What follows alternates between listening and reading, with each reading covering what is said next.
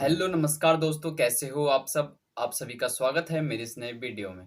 दोस्तों, आज की इस वीडियो में मैं आपको बताऊँगा कि आप 360 फ़ोटो कैसे बना सकते हैं अपने फ़ोन से।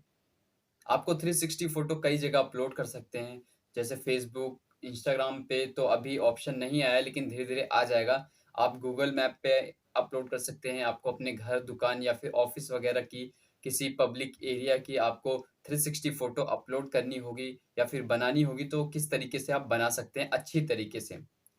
तो स्टेप बाय स्टेप वीडियो में बता रखा है मैंने, तो आप वीडियो को पूरा लास्ट तक देखना। और अगर आप इस चैनल पे नए आए हैं, तो चैनल को सब्सक्राइब कर लीजिए और बेल आइकन भी प्रेस कर लीजिए, जिससे मेरी आने वाली वीडियो की हर नोटिफ़िकेशन सबसे पहले आप तक पहुँच सके।